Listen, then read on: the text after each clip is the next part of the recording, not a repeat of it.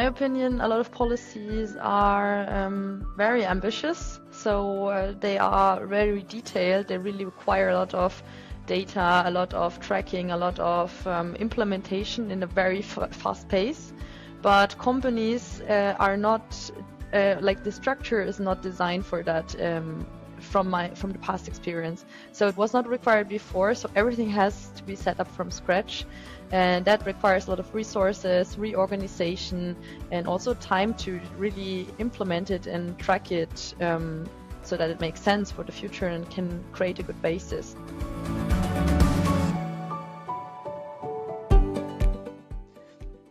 Hello, welcome to Sustainability Voices, the podcast dedicated to exploring the impactful stories behind the voices driving sustainable change.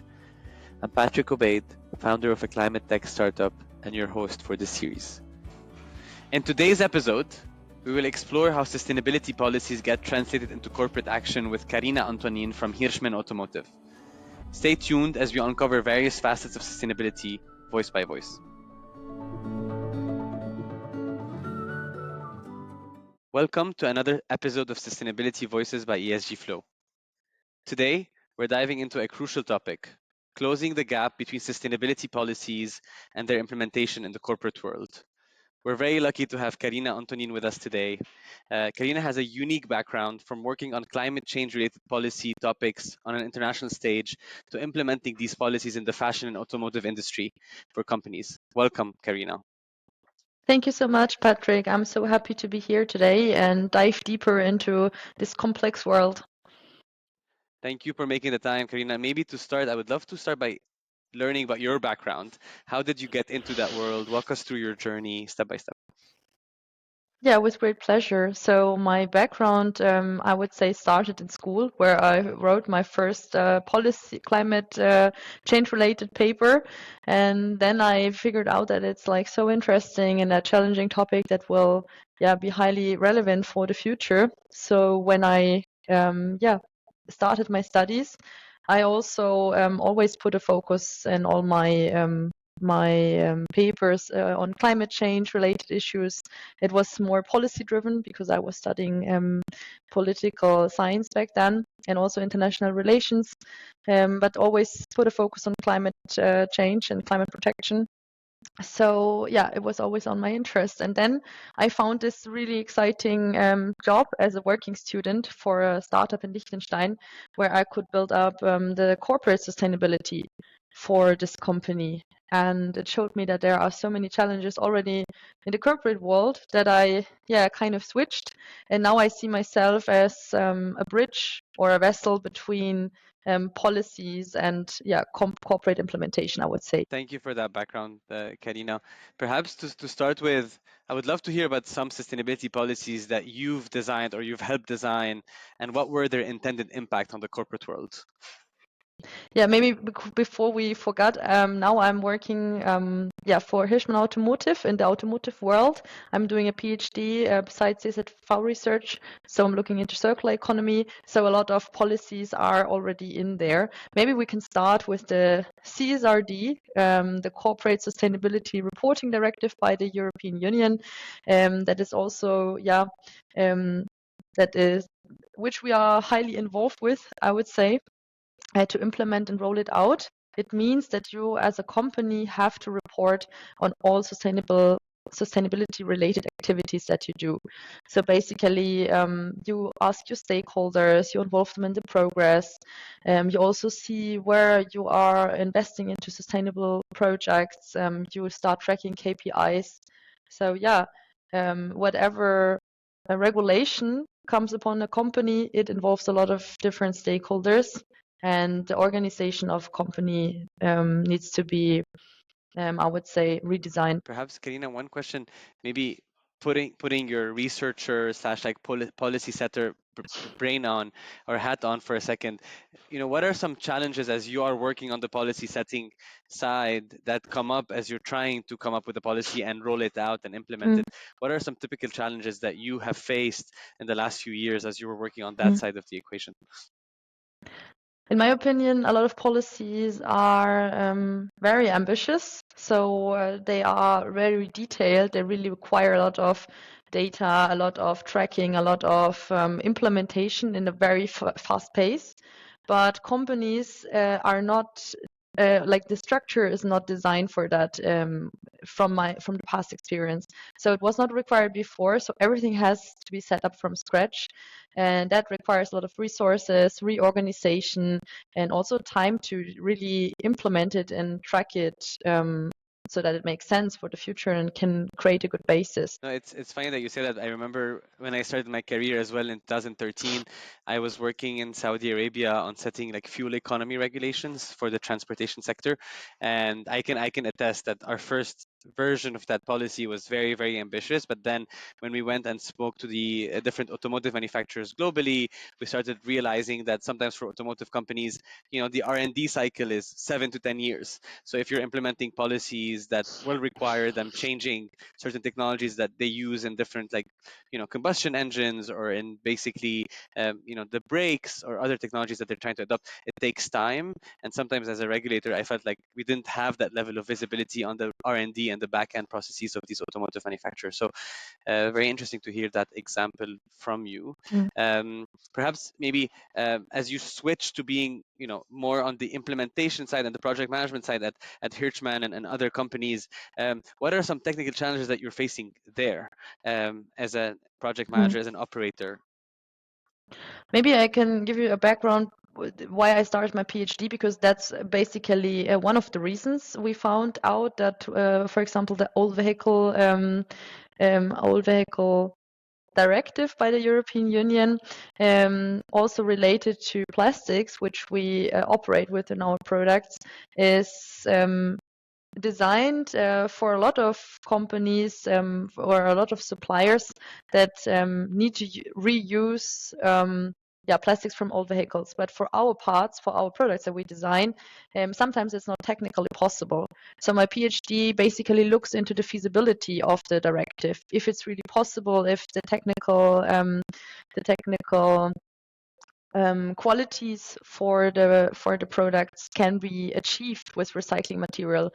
So the directive is designed for maybe, let's say, 60% of companies who can fulfill it, but the other 40% of companies can't even fulfill it because the products are not have like too many difficulties or are too difficult for recycling materials. So that's something like from the practice, I would say, or from my example, from my experience, that I can share with you. That the directive is designed. Of course, a lot of stakeholders are involved, but maybe they don't know about some niche topics, some niche companies, some niche products, and that's where research has to jump in and see if it's really feasible. Absolutely. I love that. One thing that you mentioned is stakeholders, Karina. I feel being both on the policy setting side or both on the operator side, stakeholder management, communication, education is a foundation element for success. Would love to hear a bit more, working at Hirschmann Automotive or at other companies where you were more on the project manager side and driving the policy implementation for different corporations. Who are the stakeholders that you're basically trying to bring with you on this journey, and what best practices have you adopted to be able to educate them, get them excited about this, and see this not only as a burden but also as an Mm. opportunity for the company and their stakeholders? Like I would say, when you're in an operating or like a manufacturing company, then always like your suppliers and your customers are your closest stakeholders, externals, and internal, of course, the employees. Maybe let's start with project, a very nice project that we conducted this year together with our employees, because we participated in the Global Earth Day campaign, where we onboarded a lot of employees to become part of this movement, the transformation, to also showcase the relevance, why we want to become more sustainable as a company, why we have to do it all together, so they really understand the reason behind it. So that's one of the reasons why I want to onboard the stakeholders, so that they understand the case and they will be part of the process. It's really important, in my opinion, to not only tell them why we are doing it, but to take them on the hand and go walk the pathway alongside with them. So that's one of the examples. So we did this global Earth Day campaign all together, where 7 plants were involved. It was really nice and really nice experience. And then with external stakeholders, of course, we are in open discussions and open exchanges. We want to understand the needs of customers and suppliers. How can we, like in the center as connection element, have a function and create value for each of us. That's also part of my PhD. I want to enable a circular supply chain where automotive parts get reprocessed and a recycling loop is created. So I have to exchange with a lot of different stakeholders and seek for their opinions and also ask for their challenges they face.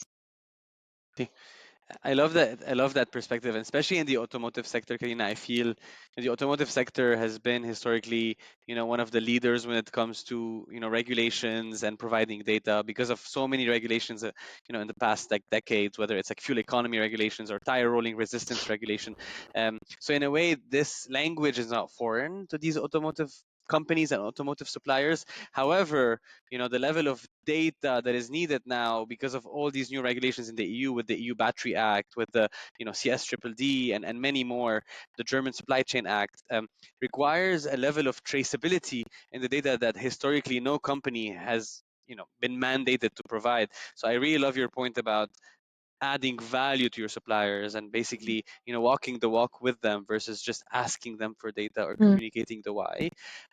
So yeah, I love that point. Would you be able to maybe, without maybe mentioning any names of any of your suppliers, give an example of a supplier that you're in touch with and how you've been able to use this, the need to comply with different regulations, as an opportunity to be able to add value to your company and to them as a supplier?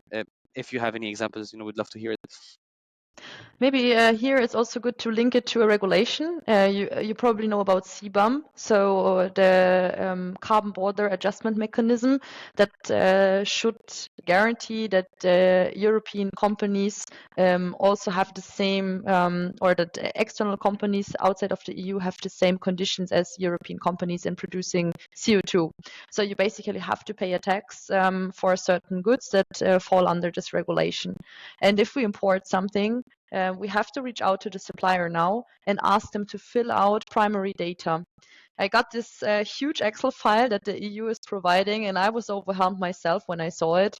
So I really wanted to help our suppliers. So I reached out to our national emissions council to ask them how I can support them, how I can maybe pre-fill the list. I gave them like several possibilities to exchange with me. So I think it's something that just requires cooperation. And if you put yourself in the shoe of the other, then you understand maybe how challenging it can be, and you don't just put a request on someone without like leaving them all alone. So it's something that has to be conducted in cooperation, I think. No, I love that example, Karina. Thank you for sharing that. Maybe talking about communication, like taking a step back again, and just again, because you've been on both sides, I'm really excited to dig in a bit more.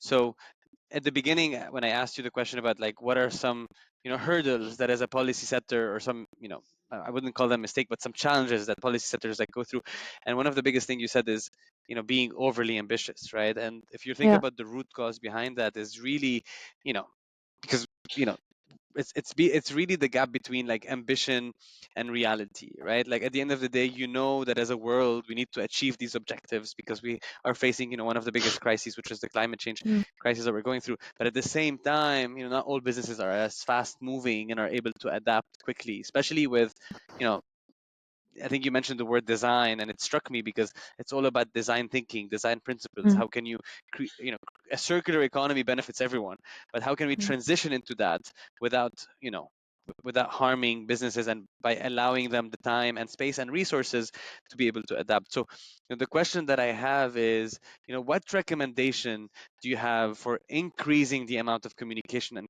collaboration between the policymakers and corporations to Mm. ensure that these policies are not just only feasible, but they're also effectively put into Mm. practice and you're getting the value from them as fast as possible? Like I would say, also set up representatives of stakeholder groups that represent certain business models, basically. So smaller startups, bigger corporations operating on a multinational level, but also looking into national companies, etc., manufacturing versus recycling factories. So like different sorts of factories that have different different aspects to look at, and then ask them for their opinion on regulations that are like directed or targeted at them. So asking for feedback, incorporating the feedback, pushing, of course, the limits, because this is I also find that super important, that you don't see the whole transformation. That you don't lose focus of the whole transformation and the goal that you mentioned from the European Union to become climate neutral until 2050, of course. But then you also need to see how you can support those companies in the implementation.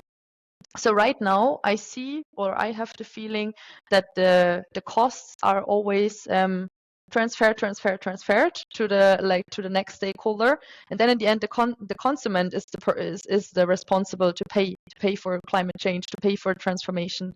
And then of course it's always like, for example, would you buy a car or a bikini or whatever that is produced responsible and sustainable, but would you pay twice or triple the price for it? So it's something that does not work in this in this world, I would say.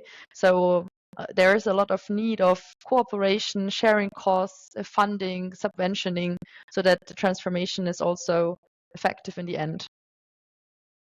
I really love that perspective, Karina. I think you're spot on this. And I think, if I were to go back in time and think about my early days, like working as, as a regulator in the Middle East, writing fuel economy standard and tire wearing resistance. And one thing that worked really well for these types of standards in the past is that these regulators are actually building business cases and running simulations using the actual data of those automotive manufacturers. Just to give you an example, let's say, for example, Toyota was importing cars into Saudi Arabia, which is the country that I was working in. And one thing that I spent a lot of time doing is like running simulations on, okay, what does the fleet mix of Toyota needs to look like for the Kingdom of Saudi Arabia for them to be able to benefit financially from this.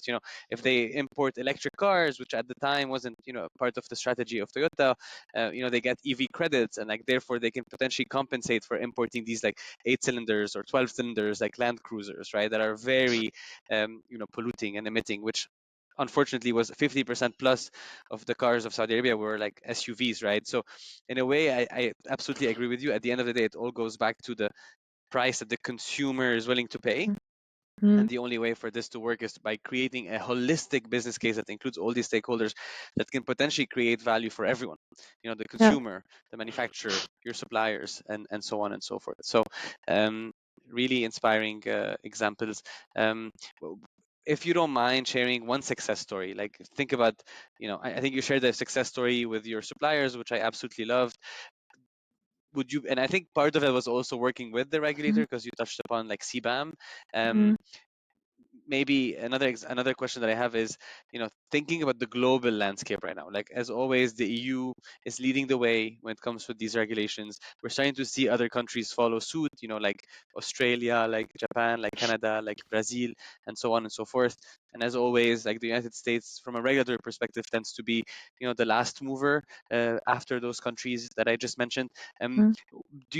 Given that your supply chain as an automotive company, or even as a apparel company or fashion company, like your supply chain is global, right? I think in most cases we hear, especially from our automotive companies, that like 90% plus of the suppliers that are impacted by CBAM are in APAC, in China, right? Yeah.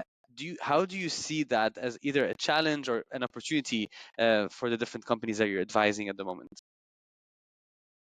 I think it is a very good thing that the regulations are incorporating all the global players, all the stakeholders involved, the supply chain involved, because as you know, the third countries or like countries that are outside of the European Union and producing for the European Union are suffering the most from climate change currently. So those are really there, really like the people living who are impacted the most, who face rising sea levels, who face pollution from plastic waste, etc. So it is crucial that companies that produce outside the EU also consider all their plans and all their production sites for those regulations. And then then you have the chance to really have a butterfly effect of that, I would say. And I was also surprised when, because everyone is always telling, oh yeah, the EU is pacing forward, and what can we even do if the other like countries are not aligning with that. But then look at China; they are already starting with recycling, and they are moving forward so fast. So a lot of countries will adapt. They will develop their own strategies for CO2, for recycling, for responsible resources. So it's just something that accelerates. Um, I would say, yeah, we accelerate each other in that topic. Absolutely. No, I think over the weekend, Karina, I was watching a Netflix documentary about consumption. I think Mm, I need to get the exact number, but if I remember well, I think it was like we're producing 12 tons of plastic per minute. Like it's absurd, and a lot of it, you know, doesn't need to be produced. It can be recycled, and in a way, the fact that there's still that gap and there's that many tons of plastic being produced is just, yeah, it's absurd. It's absurd to me. Um, would love to maybe ask you one philosophical question, and you can also not respond if you don't feel comfortable responding it. Like, you know, I've been reflecting on this for the last few weeks, and you know, a lot of the one of the biggest reasons for that increase in, you know, tons of plastic production is this consumer behavior that I think over the last few years has been fueled by the, you know, companies that are enabling you to buy things and buy them fast with one click, you know, without mm, naming any company. um, and in a way, the human consumer behavior has been conditioned to kind of want things and want them fast. And you know, in other developing countries in the world, that trend is only starting. And you know, it's a bit unfair to tell these countries like, hey, you can't do this, because you know, while everyone mm, else in the developed countries has access to this, you know, obviously some countries the problem is bigger than others. Like I live in the United States, and I can tell you the amount of money that people spend on Amazon and paper packages and plastic that is being purchased every day is just insane. You know, and growing up in a developing country like Lebanon, like for me this is like, you know, like just very eye opening. How do you feel about that, and how much, you know, how much of the consumer behavior do you think we can we can basically guide over the next year? Can we help consumers unlearn these bad habits that they have? Do you believe that's feasible? Yes, I do believe it's feasible. I think we need very good examples like influencers, like people on TikTok, like really, I don't know, young influencers who have an influence on young people basically, because this is the generation Gen Z, Gen Alpha. This is the generation that is growing up now, that can have an influence on how the economy will develop in the future. So we already need to, yeah, it's all about education. I think this should already start in kindergarten and in schools, that children learn about consumption, learn about what happens with my waste, what happens if I order something online, what CO2 emissions does it cause, what is a CO2 footprint, like that you get to know these things from a very early stage on, and then you already develop a more conscious consumption behavior. It's not about that you should not consume anything, or that you should, I don't know, like stop buying online completely. It's just about responsible behavior, being aware of what it costs if you return a package, that most of the time it gets burned and it does not even get resorted in the online shop or something. So it's something that follows, I think, where a lot of training and education is needed. But I believe in a switch of mindset for the future generation. That's why I fight Absolutely. for it every day. And that's why I wake up every day as well, Karina. And I think Yeah, both of us are full of hope, and hopefully, you know, we can really drive change. I always say like I just want to spend my life like helping and driving yeah, innovation in this space, because if I were to look back in my rear mirror in 50 years, I want to be able to say, hey, I've contributed this, I've helped with this. And I think you made me think about one example, which I think in Germany and some of the DACH countries like are leaders in this space, which is being able to also incentivize better behavior. So like Mm. an example there could be, how in the electrical grid in certain DACH countries, you can, if you end up consuming less electricity, you can always sell the surplus of electricity to others, and creating that financial incentives for people to, spend. I'm not asking people to spend less just for the sake of spending less or consuming less, but sometimes waste is so important, um, and we don't realize it sometimes. Like I live again in the United States, where in certain parts of the United States, the air conditioner is on in November, Mm. right? And it's like 13 degrees outside, so you don't really need an air conditioner on, but it's on, right? You have countries around the world where the Mm. fan is on when there's no one in the room, right? So there's a lot of day-to-day waste that Mm. is taking place. And I think you mentioned a lot of great ideas on how we can potentially guide consumer behavior towards a more positive place with less waste.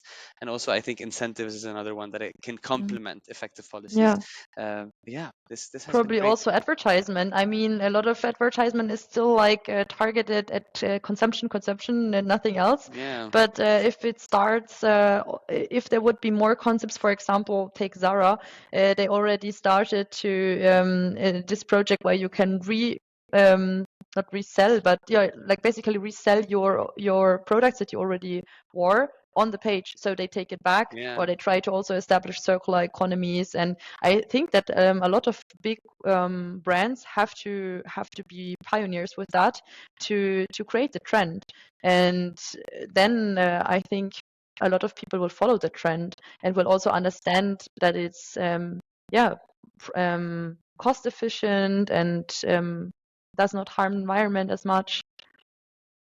There are a lot of ideas for different industries, I would say. But recycling, reusing, like creating circular economies is one main element that we can't think in linear businesses anymore. no, I love all these ideas, Karina. I think one thing that you inspire me to think about is, again, the power of social media, the power of Mm. influencers. I think you're absolutely right. We live in a world that is so interconnected that sometimes, your day-to-day actions in Germany or Austria can really guide someone in South Korea to make better decisions without us knowing it. So totally aligned with that vision. That's great. I mean, I think would love to wrap up by thinking a bit, looking ahead and thinking about your Yeah. journey, Karina. So first of all, for our listeners, I just want to congratulate Karina on defending her PhD thesis. Karina, for some of us that are excited to read it, where can we go to find your thesis? So I just started to set up the whole project this year, and my official study started in October. So yeah, I'm preparing my first article in 2025, and then I will see in what paper I can publish it. Probably in the automotive paper or in the circular economy paper, but I can let you know. And That's thank you so much for being interested in it. It really means a lot to me. No, absolutely. And I'm excited to read your first paper next year and hopefully even help you on that journey. Maybe Yeah. looking ahead for Karina personally, like, we're in 2030, what does your personal mission statement look like? Like, if you're looking back, we're in 2030, you've been working on this for more than a decade. What does personal success look like for you?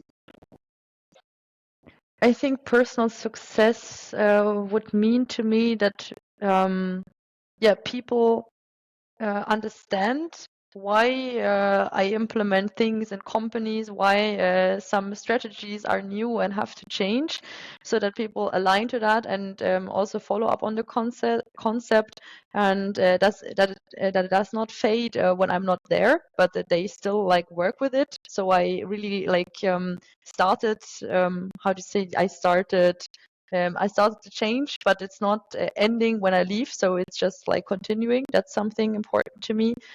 And yeah, I just want to help people.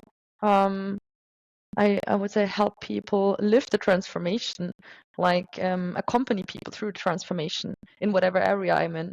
I worked in like for policy development. I work for companies. I work in research. I work in so many different areas, but my goal is always to drive innovation and change.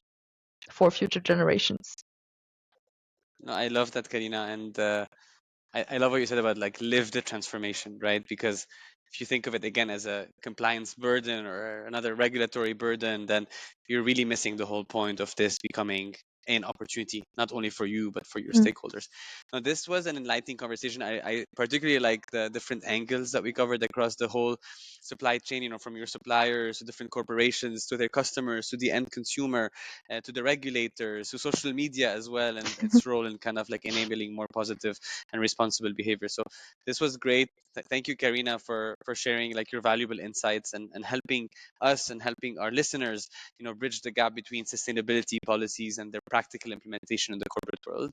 I really value your experiences a lot. I think a lot of us have a lot to learn from you, specifically how your experiences underscore the importance of collaboration and communication in driving meaningful change. Like, thank you for our listeners for tuning in. This has been an amazing episode on Sustainability Voices by ESG Flow. Stay tuned for more discussions on how we can all contribute to a sustainable future. Thank you, Karina, for Thank your you so time today. much. Thank you, Patrick, for the enlightening conversation as well. Always inspiring. This is the Sustainability Voices podcast. You can find all episodes of the show at esgflow.com, Spotify, YouTube, Google, and Apple Podcasts. If you enjoyed this episode, we'd like for you to subscribe to stay connected. I look forward to welcoming you on the next episode of Sustainability Voices. My name is Patrick Obeid. You can find me on LinkedIn. Thanks so much for listening.